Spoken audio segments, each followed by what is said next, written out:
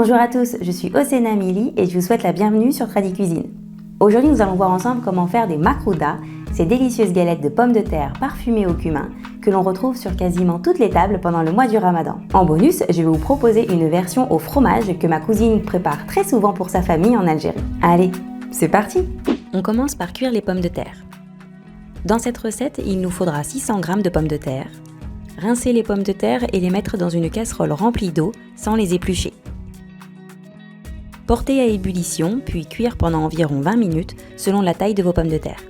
Pensez à vérifier la cuisson à l'aide d'un couteau comme je le fais ici. Pour avoir des galettes de pommes de terre qui tiennent à la cuisson, ne cherchez pas des pommes de terre à chair ferme. Il nous faut plutôt des pommes de terre farineuses comme les binge. Pour moi aujourd'hui ce sera des Mona Lisa. Retirez ensuite les pommes de terre de l'eau et laissez-les tiédir pendant une quinzaine de minutes. Pendant ce temps, on prépare les gousses d'ail. Il nous faudra 2 ou 3 gousses d'ail que l'on va dégermer puis hacher finement au couteau. Vous pouvez aussi les râper ou les écraser au mortier si vous préférez. Ensuite, il nous faudra 15 g de persil frais ou un mélange de persil coriandre frais. Rincez les herbes fraîches et coupez-les finement. C'est important de bien sécher les herbes fraîches pour éviter de rajouter de l'eau dans les galettes parce que l'eau risquerait de les détruire pendant la cuisson à la poêle. Revenons à nos pommes de terre. Épluchez les pommes de terre encore chaudes, puis coupez-les en plusieurs morceaux pour laisser la vapeur s'échapper et donc réduire l'humidité des galettes. Une fois les pommes de terre tiédies, ajoutez les gousses d'ail hachées et les herbes fraîches hachées. Ajoutez ensuite une cuillère à café de cumin, une cuillère à café de sel, un peu de curcuma et un peu de poivre fraîchement moulu si possible. Ajoutez ensuite un œuf pour lier l'ensemble et écrasez le tout pour obtenir une purée. Et voilà, c'est tout ce qu'il nous faut. Pour ceux qui aiment, on peut éventuellement ajouter une pincée de cannelle ou de piment. On peut aussi ajouter de l'oignon, mais je vous conseille de le cuire avant pour éviter d'ajouter trop d'humidité à nos galettes. On est maintenant prêt à former les galettes. Mouillez généreusement vos mains pour éviter que la purée accroche à vos mains, puis prenez un peu de purée et formez une boulette. Aplatir ensuite la boulette pour obtenir une petite galette. Déposez la galette sur une assiette farinée et recommencez. Une fois toutes les galettes formées, on va les enrober entièrement de farine. Il faudra ensuite tapoter les galettes entre vos mains pour retirer l'excès de farine. Sans attendre, il faut ensuite passer à la cuisson.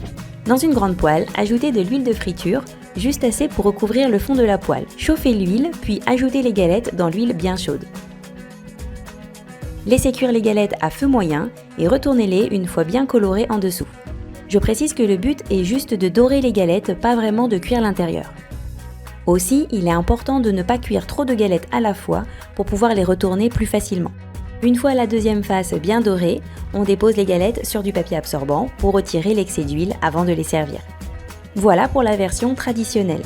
Pour la version au fromage, on va réaliser une cuisson au four pour obtenir des galettes moins grasses. Pour cela, on va former les galettes de manière similaire, mais on va les faire un peu plus grosses, en prenant donc un peu plus de purée, pour éviter qu'elles ne deviennent sèches à la fin de la cuisson au four. Cette fois-ci, on fait un trou au centre de la boulette pour y ajouter du fromage fondu, puis on referme la boulette et on forme une galette comme précédemment.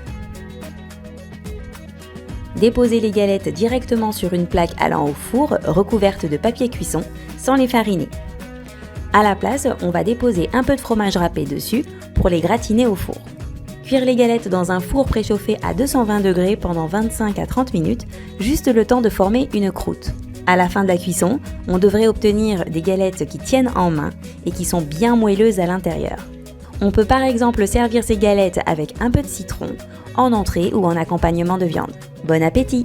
Et voilà, pour plus de détails, rendez-vous sur tradicuisine.com. Si vous réalisez une de mes recettes, n'hésitez pas à me laisser un commentaire pour me dire si elle vous a plu ou à m'envoyer vos photos par mail, Instagram ou Facebook, ça me ferait très plaisir. Et si cette vidéo vous a plu, n'hésitez pas à vous abonner et à la partager. Et pour ne pas manquer ma prochaine vidéo sur le poulet aux noix de cajou façon thaïlandaise, je vous invite à cliquer sur la cloche.